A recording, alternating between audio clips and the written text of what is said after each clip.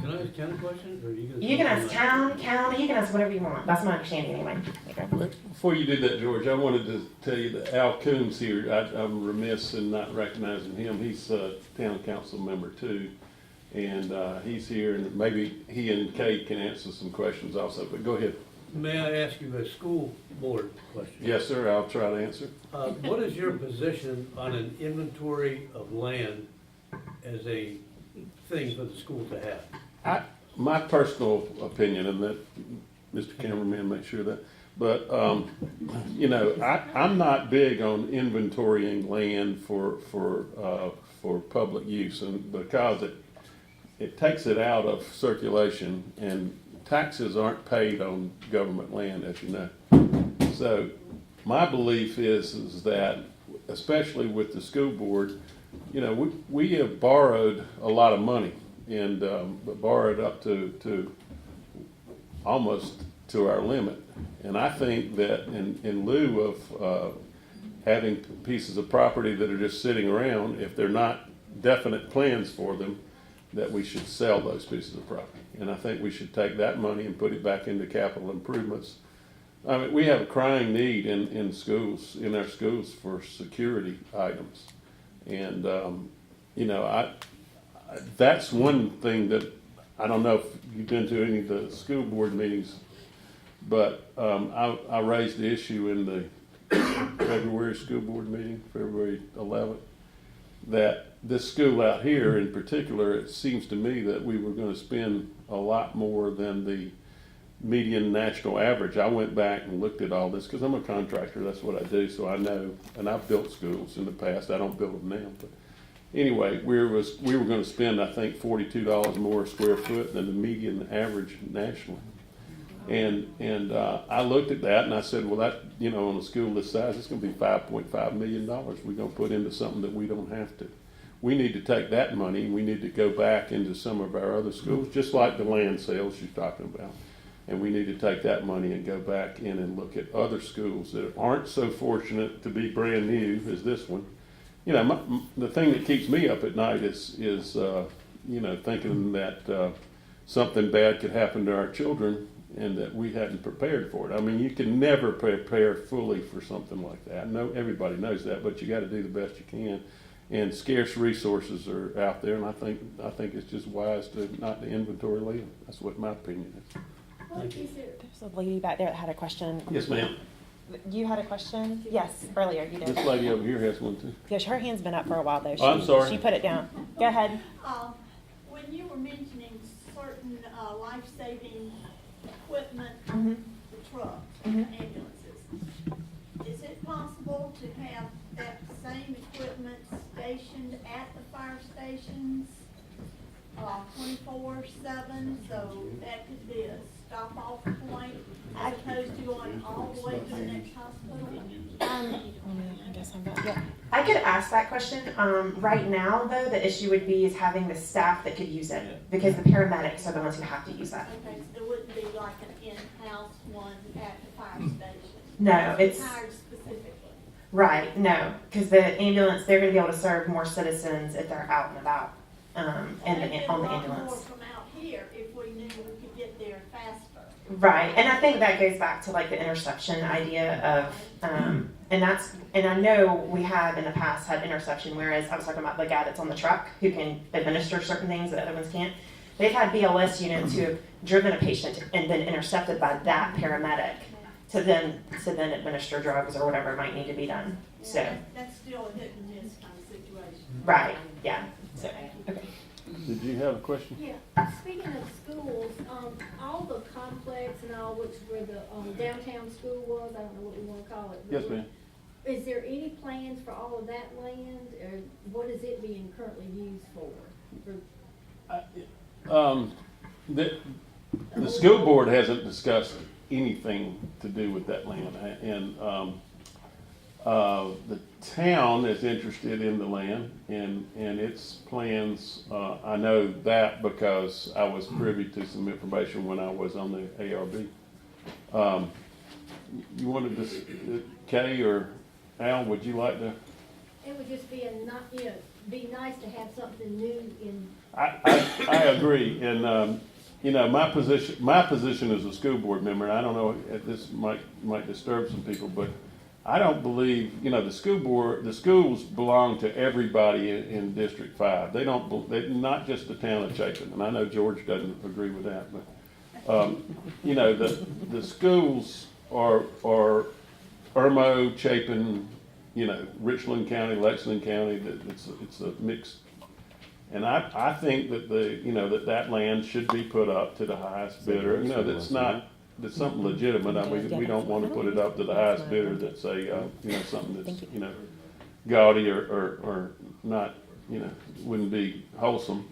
So, but I think it should be put up to the highest bidder, and I think, you know, the plan should be looked at by the town, and if the town, you know, can help, massage that into something that would be beneficial to its plans, you know, I think that would be great. But if it can't, then, you know, it needs to be sold to a developer. I think that, or I know this talk about, a certain group out there that's raised money through the kids, and they're interested in buying it, but, you know, if it's appraises for, say, I don't know what it would appraise for, but let's just say appraised for $2 million or something. Are you referring to the special needs group? Yes, ma'am. Okay. Well, you know, I'm just saying that if it appraised for a certain amount, I think it ought to be sold for at least that, you know? I mean, I'm not for taking public money and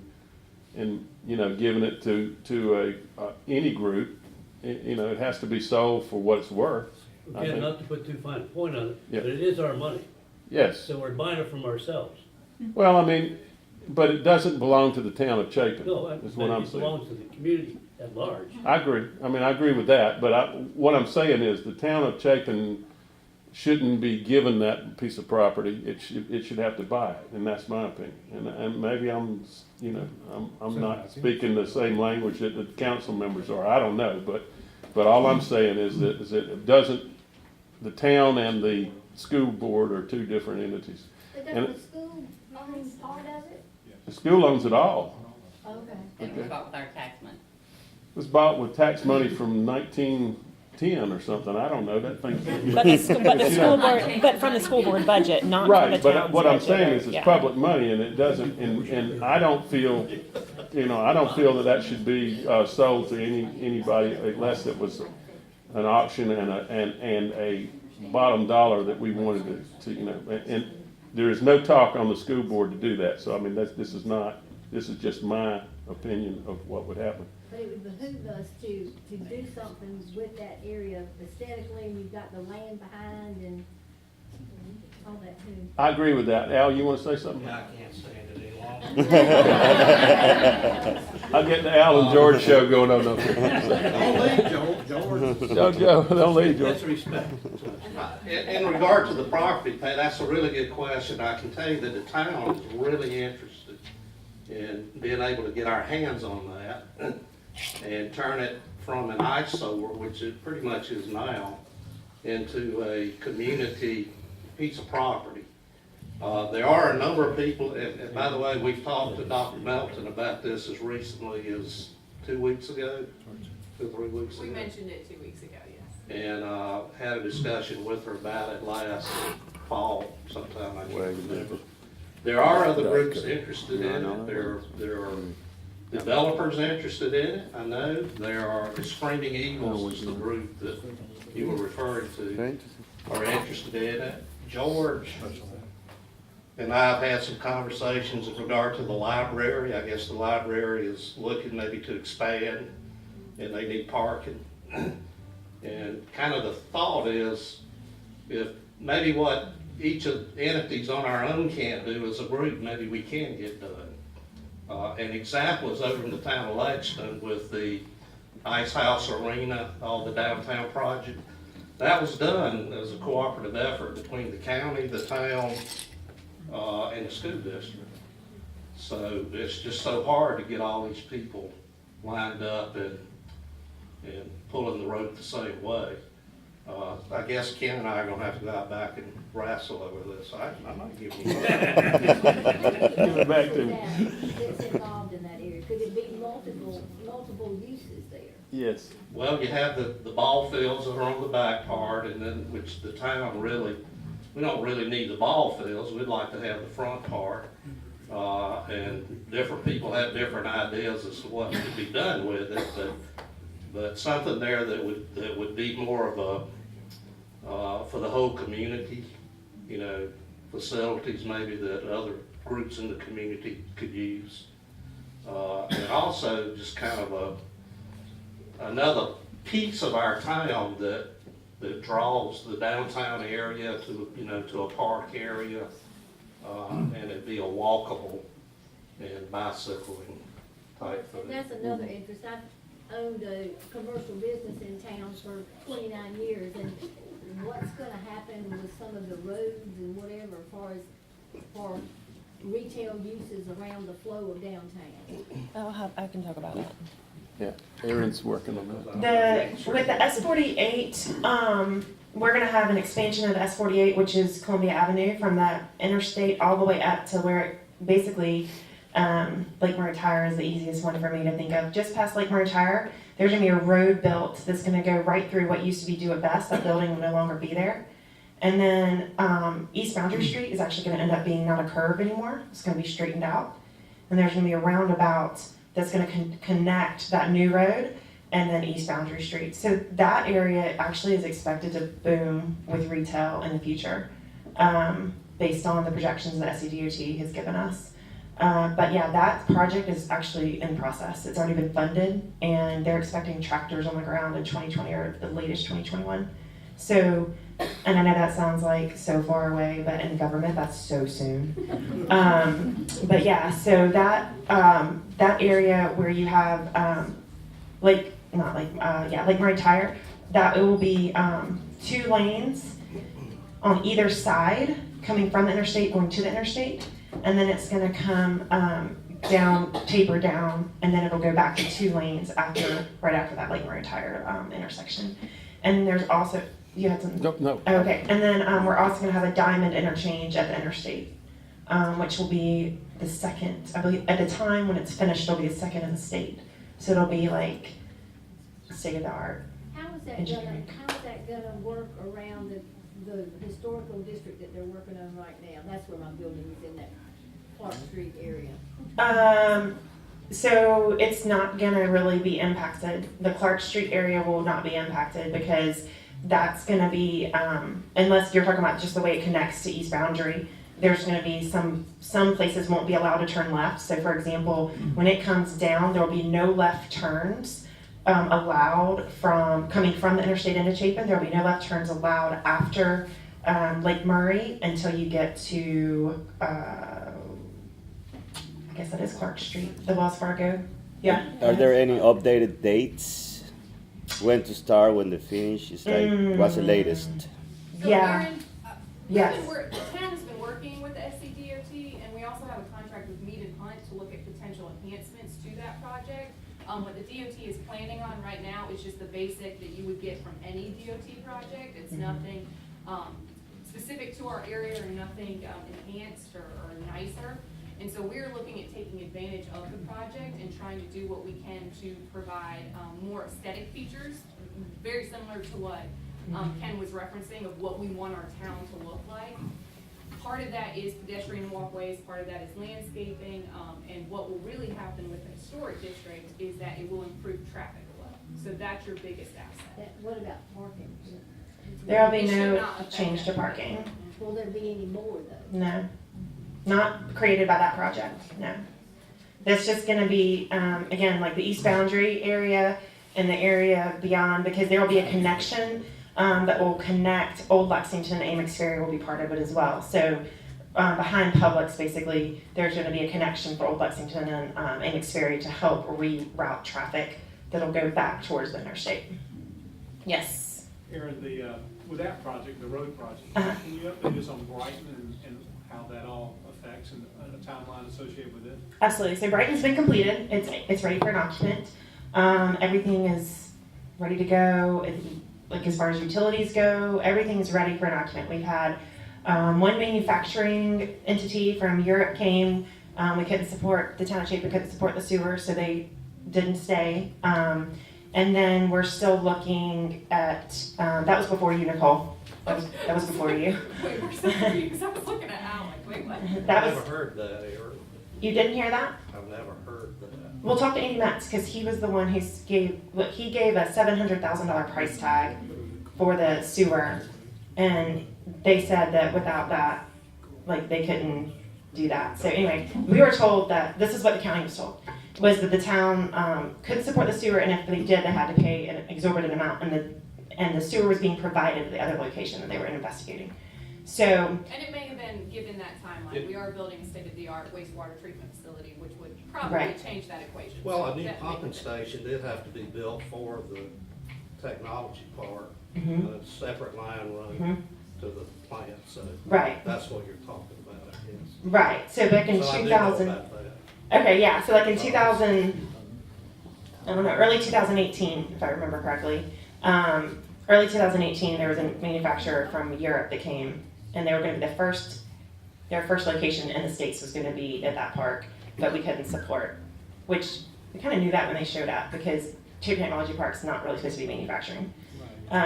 So the idea is to get more technology than manufacturing. We have a manufacturing park over at Saxagatha, which is in the Casey area, and we have an agricultural park over in Batesburg, Leesville. So this is a technology park, which is very specific, obviously, to technology. But we haven't had very many bites as far as industry that's been interested. We're hoping with the Samsung coming that we're going to be able to get more Japanese, Korean, the more Asian type industry coming. We thought with the first play that they did as far as publication or advertisement was all nuclear based. And so that obviously has fallen flat.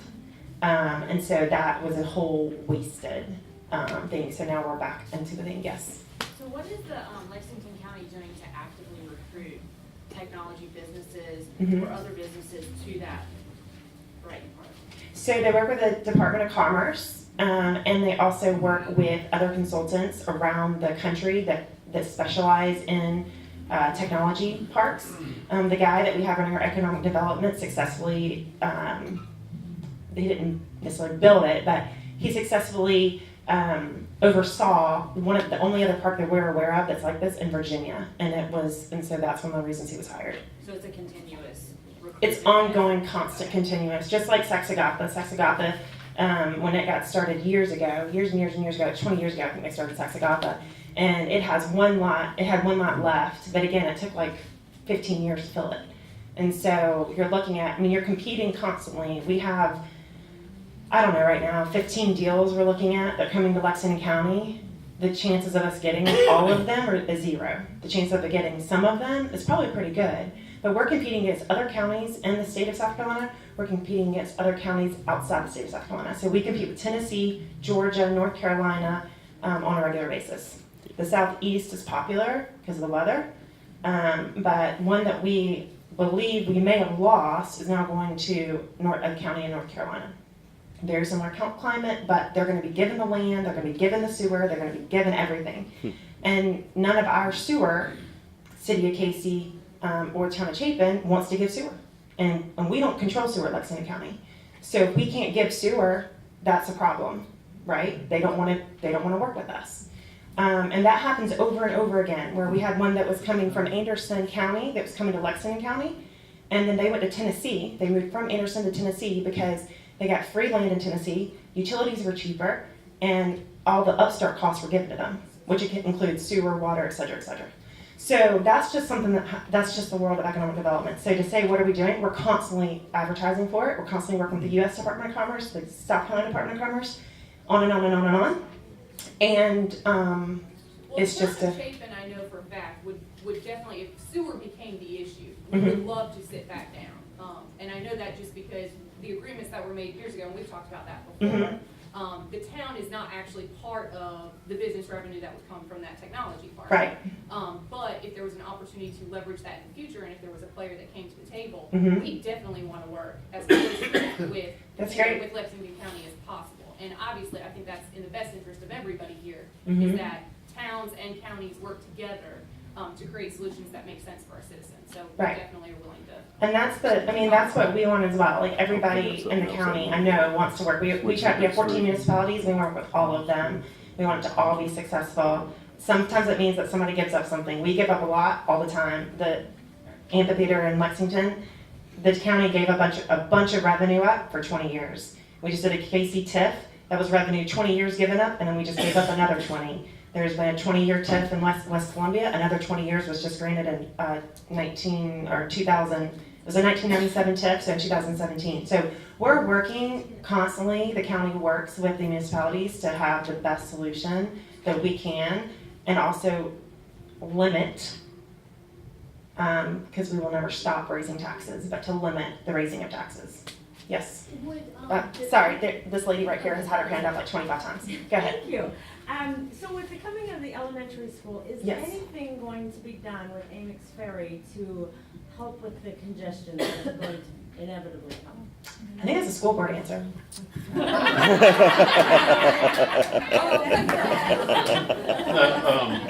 I've seen the drawings that they produced, and this is a lane widening. Now, I've understood that the DOT was not going to put any traffic lights at Lake Tide or at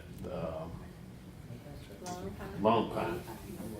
Okay, I think that that's gonna end up changing, I really do. But all they've got is lane widening, which starts just to the east, what would that be, to the southeast of, or let's see, northeast of Lake Tide, and then going all the way down to Long Pine. That's what they're proposing. Are they gonna work on that before the elementary school goes in, so that as all that construction is going on and that? I doubt it. It'll be done. The problem with South Carolina is that the DOT is not under anybody's, I mean, they are the last entity to come involved in things, and they're very difficult to get decisions from. And so the schools have gone ahead with their planning, and the last. So the school could be built and then 5 years No, later? no. maybe not at all. No. Yeah. The school can't open until the road construction is done, but what I'm trying to say is that the school district has proposed what it wants to do. The DOT has not issued a final ruling on what it's going to do. So, they've talked to this DOT engineers and they, they're studying it, but they won't make a commitment on that. But the school cannot open before the DOT work is done. Okay, so, Because it's been a big concern for a lot absolutely. of neighbors and everybody. Yeah, I understand, and, Are they trying to access off of any of the other roads coming off of St. Peter's Church Road to no, the backside of it? no, it's gonna be solely contained on,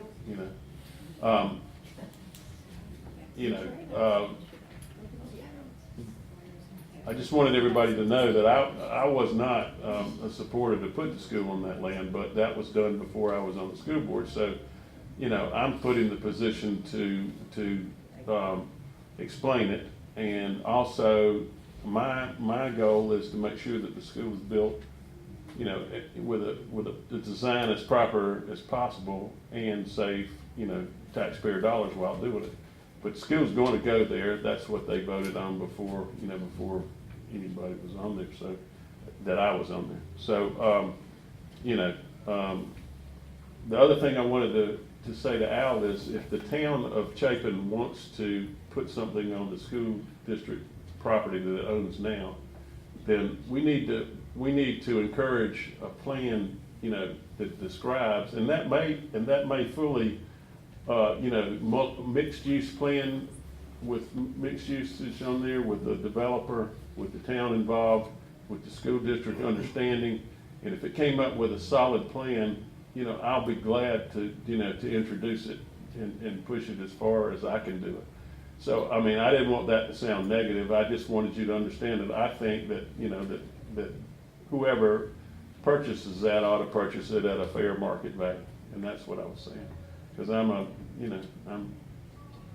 that's what I always learned, and I think it's only fair. But if you will come up with a plan, Kay and Al, I'll be glad to push it along up the chain. Whatever happened to the Mungo development around the industrial park? Was it It's still there. It's on hold. It's on hold. The Mungo's been purchased. Oh, I'll take that back, I Yeah, guess. go ahead. So that development has been put on hold, and they thinned the timber, which was required by the county, and they have not done anything beyond what they originally presented. Well, Um, that's a school board issue too. 'Cause Is it? yeah, because it's a moratorium put on. Yeah, so there's a moratorium, so but I know that it was on hold before the moratorium was put on. And then now Mungo's been sold, and so a lot of things have been put on hold since Mungo's been sold. So that one in particular was on hold before they were sold, yes. Can we elevate this discussion to waste disposal? Waste disposal, How is it that Chapin is fortunate, the district is fortunate enough to have a new waste disposal company that's gonna cost us twice as much as we did back before? And what are the additional? I knew that benefits? was coming tonight, I just didn't know when. Well, I didn't wanna get into the whole ambulance thing, that's life-saving, let's talk garbage. Let's talk garbage. I love Let's talk how garbage. they all about when we go, right? All right, so you haven't had a price increase since 2008. That's the first Okay. thing. We put it out to bid. We only had 2 companies that bid.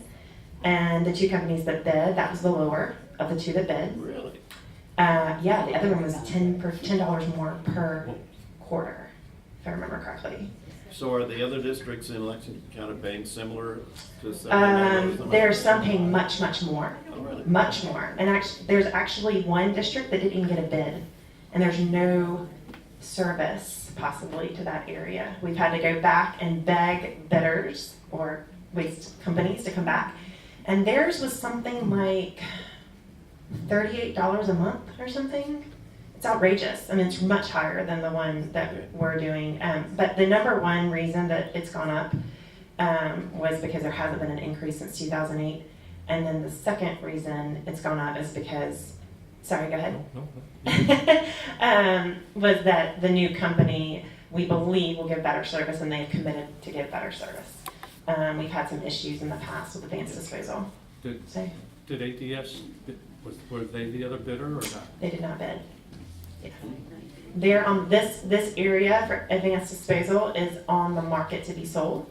And so they were only bidding what they call profitable routes. And they said that our route, they were losing $600,000 a month on the route for this area, for this district. Yeah, go ahead.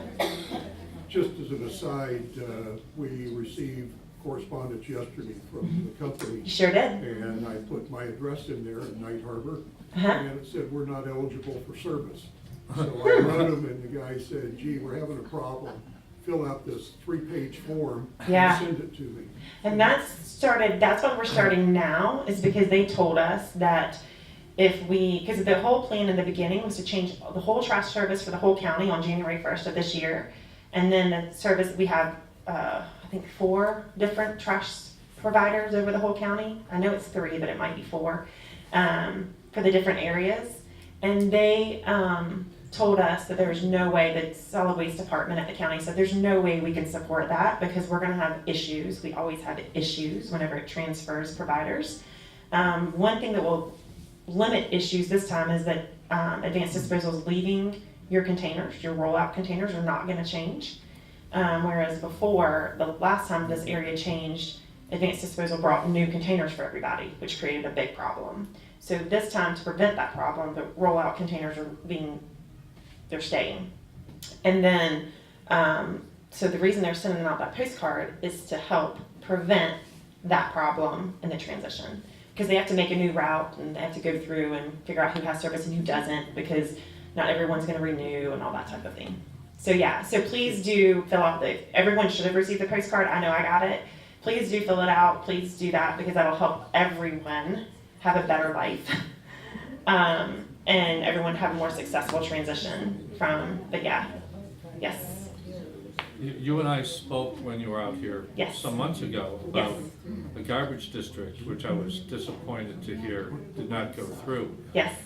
Could you give us a little background without Yeah. getting too terribly personal on how close that vote was or The vote what went wrong? The vote was never taken. Oh, Yeah, so what they said was that because all of the contracts were up, we didn't have enough time to institute countywide service.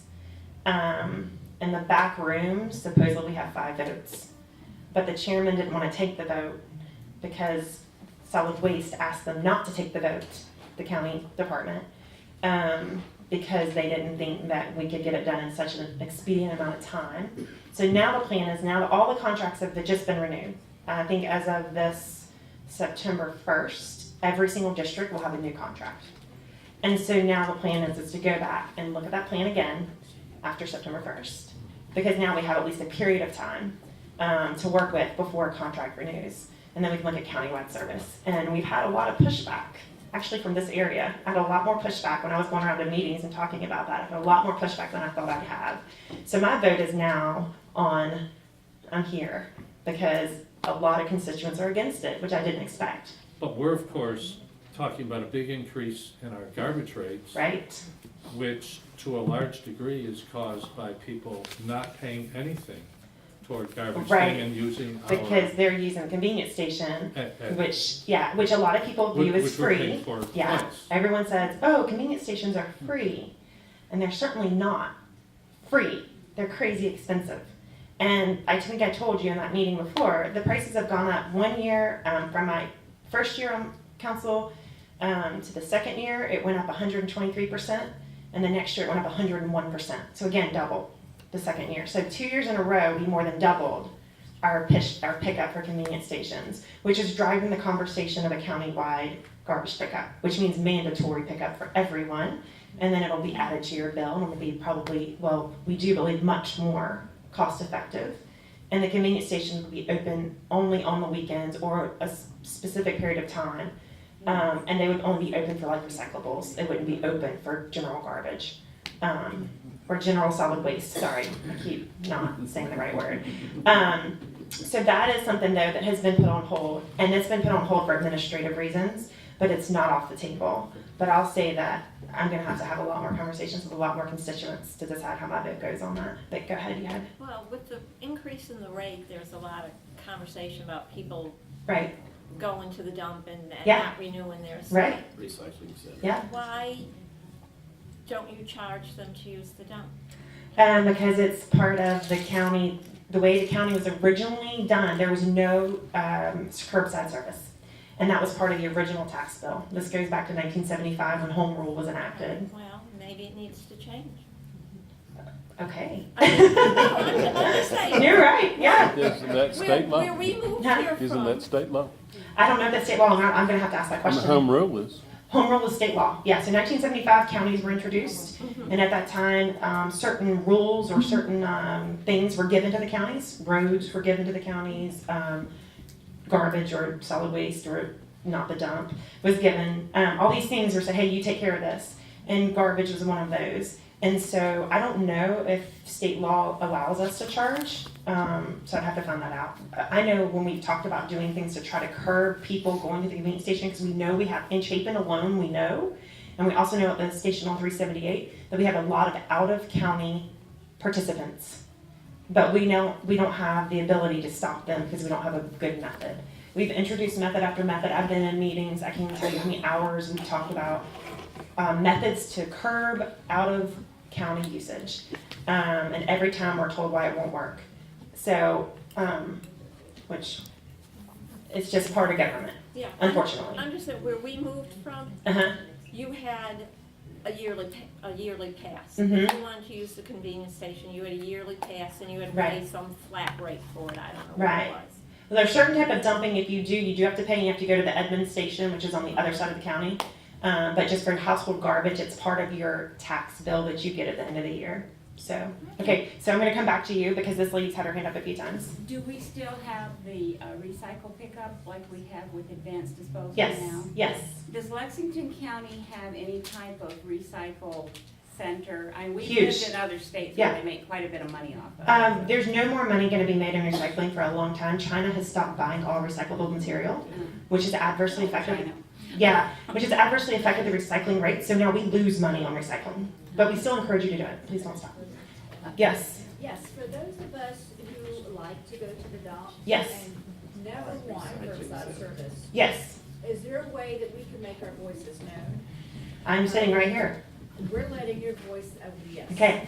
No Yeah. curbside service, we like the dock. Okay, cool. Yeah, next question, yes, and you had it.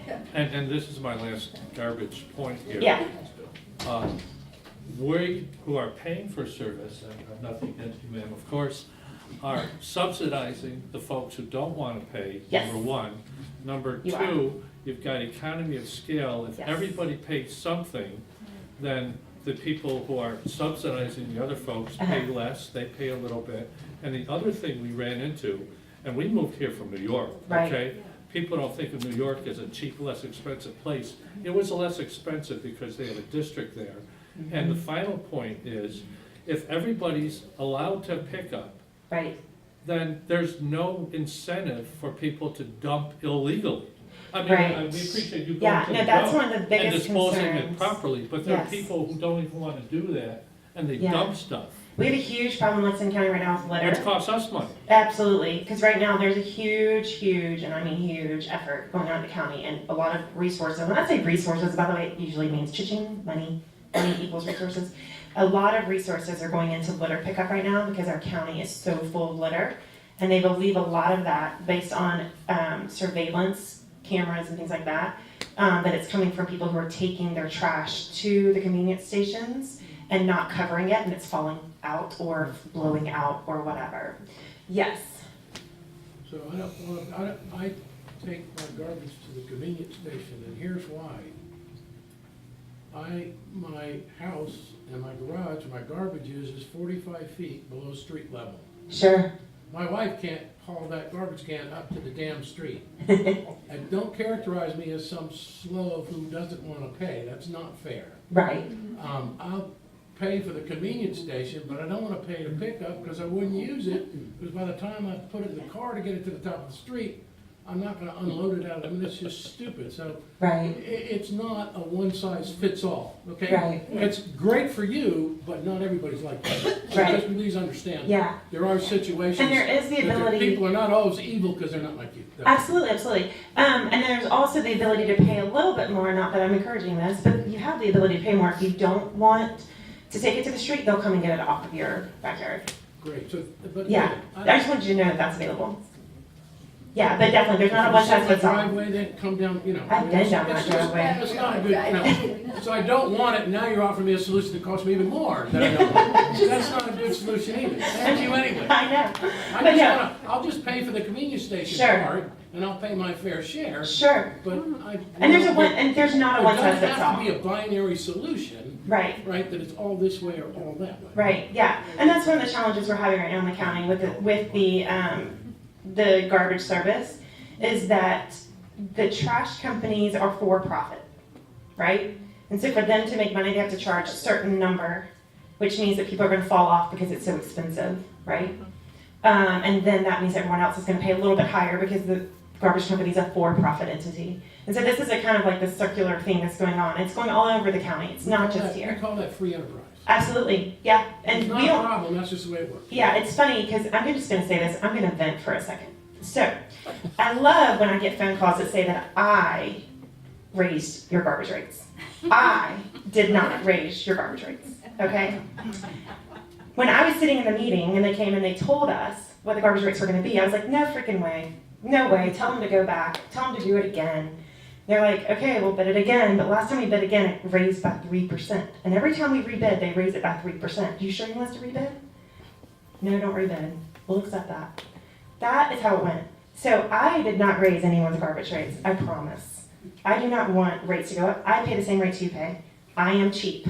I am an accountant. I don't like paying money for things I don't want to pay for, right? So when I found out how much they were going to go up, I was like, oh, I'll just drive to the convenience station, right? I said that in the meeting.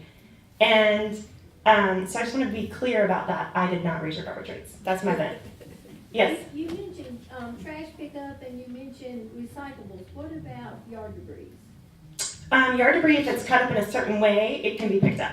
Okay, so it'll still be in the same. Mm-hmm. Yeah, nothing's really changed about your garbage service except the fact that this can be a different, probably the same driver who's gonna change companies, which we've learned here recently.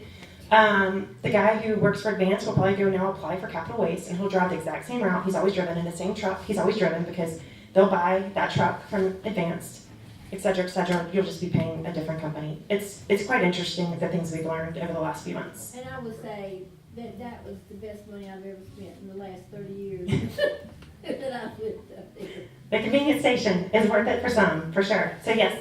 No. Mr. Coon's too comfortable over here, so I've got a question about the. Here you go. The area, the development that's going in by Food Lion, is that a dead issue?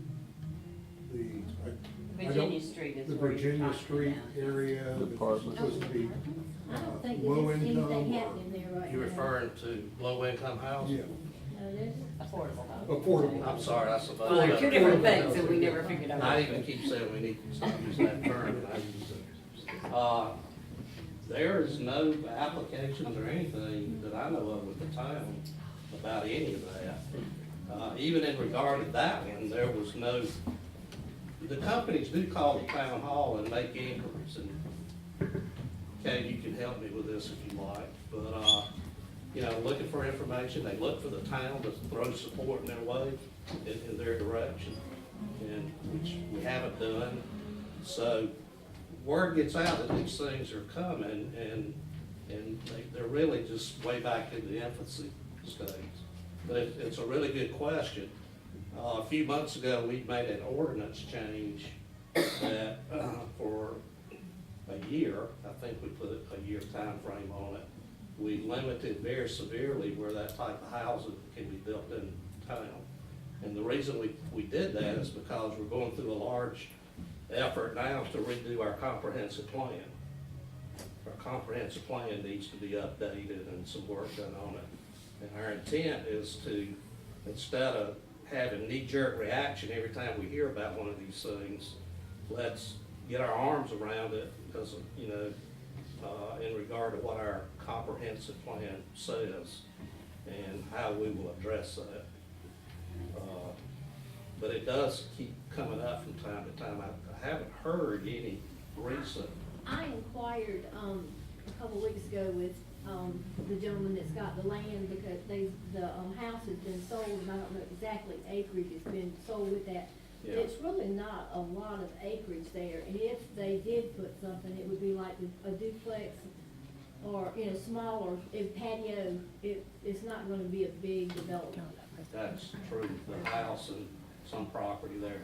One thing they just did in the town of Lexington that is very comparable to what they had proposed here, it was basically the same exact thing, except they did it for age 55 and older and had very specific. And the town has really done, town of Lexington, I'm just letting you know this just so you know, but you might want to talk to the town of Lexington because they did something that encouraged that. And so instead of it coming back and being affordable or low income or whatever, it was, but it had an age limit. And so it was going to be more like your grandmother who's now on Social Security, who can no longer afford the yard guy and everything else that goes along with having a very nice house or a large house, and now wants to move closer to her grandkids. So anyway, that just happened. It just got approved last year.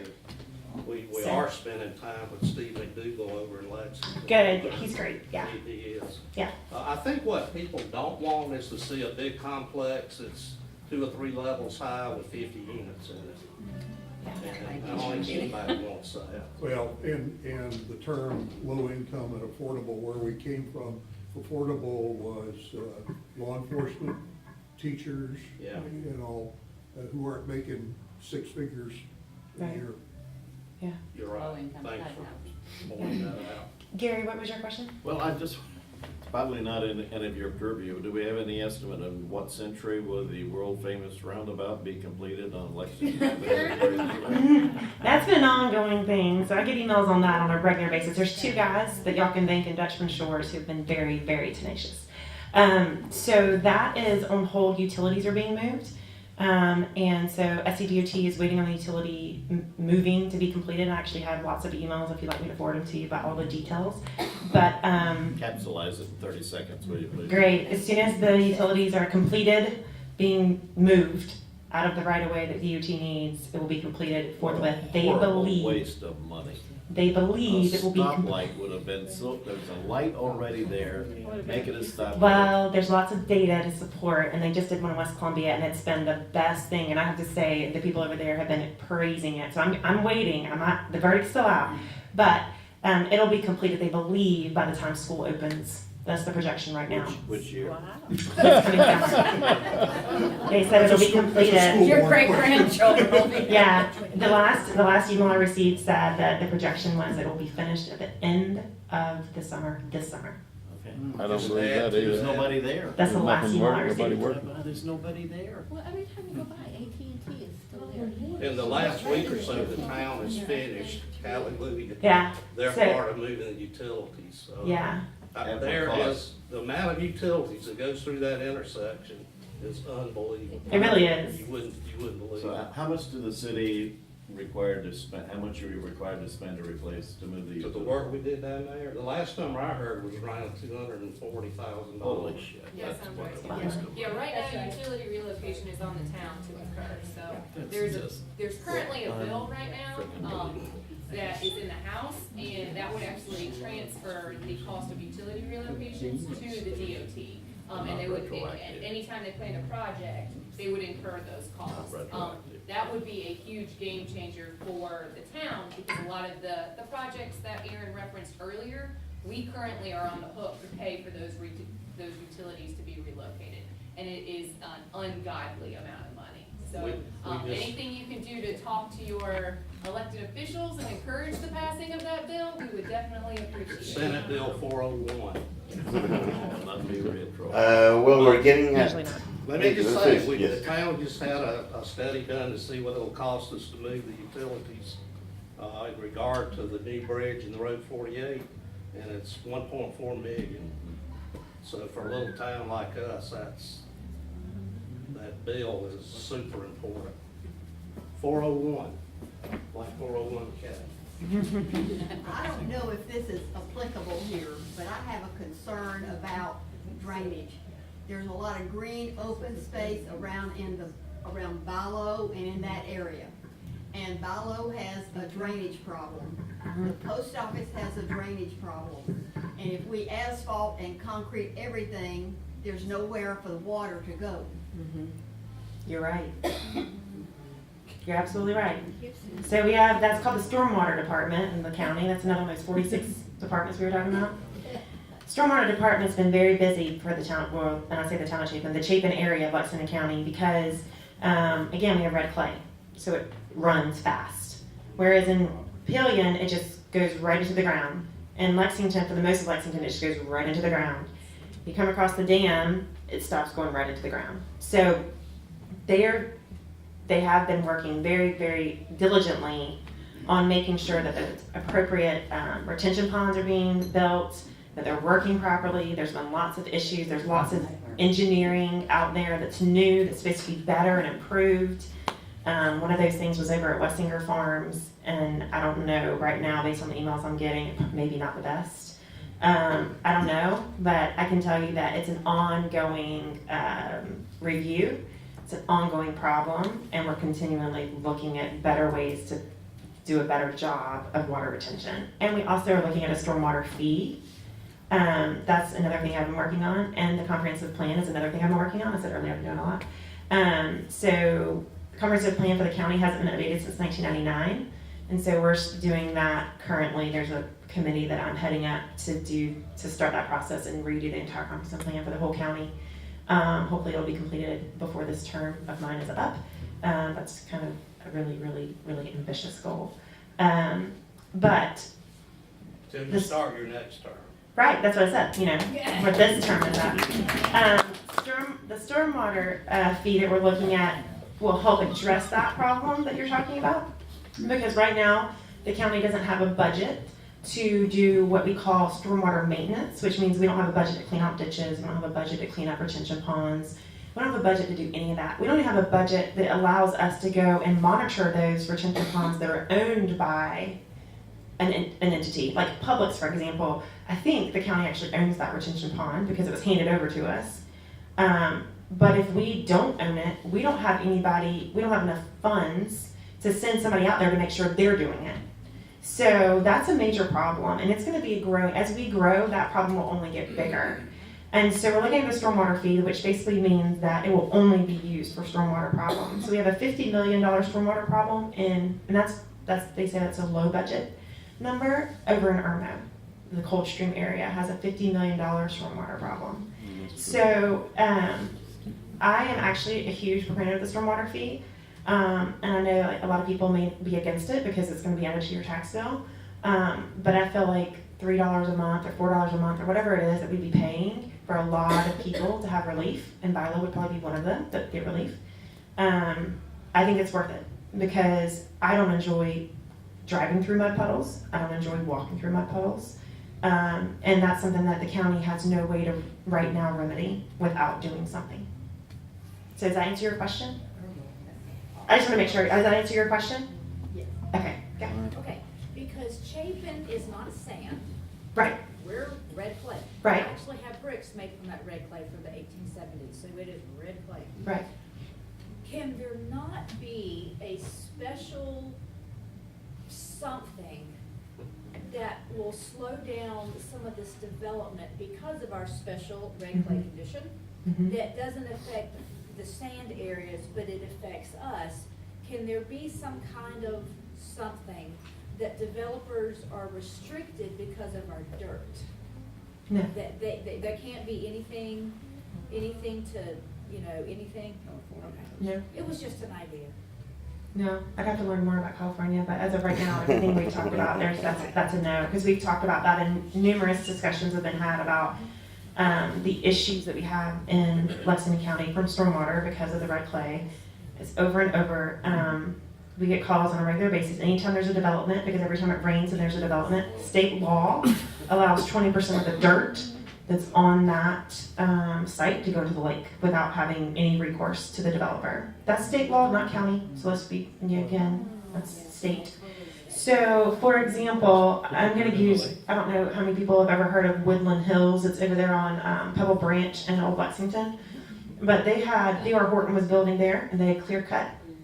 And so that buffer ordinance that I passed was to help offset some of these issues. But it was before the buffer ordinance. They clear cut, and they were having just literally gobs and gobs of red dirt going into that cove. And they went out there and they did the measurement. There's some kind of engineering thing they do with the measurement. And I'm not an engineer, and I'm kind of thinking like so much engineering happens in the county. But they did this thing, and it was fine. It was within the 20% allowed runoff, which to me was just crazy because literally the entire cove was dark red. I mean, it was, and out where I live, our cove turns red when it rains. I mean, it's going to happen, but not like that. And but it was allowed by state law. So what the county did to help offset that is that anytime there's a waterway, they can't clear cut within 50 feet of that waterway, and that includes creeks, streams, rivers, the lake, et cetera, et cetera. So that is something that's been done, but there's nothing that I'm aware of, and I'd love to learn about California, but there's nothing I'm aware of that we can do related to dirt consistency or to, like we have a topographical map and they tell us the different dirt things, but yeah, there's nothing other than what we've already done. Yeah. Well, that'll be it. We plan until like 8 o'clock and it's 8:10, so right on time. Thank you very much for coming down here. Hope you learned something. Thank you to Eric and Kenzie too. Yes, thank you to Ken, thank you to Rain, and I'm planning to do something like this every month, once a month. One way to keep in touch is if you fill out your email, you put your email, and I'll try to give you some way to keep in contact and stay informed. There is music, food, and an open bar next door, so have fun. Aaron, can I ask you one quick question? I think I've been able to answer a misconception.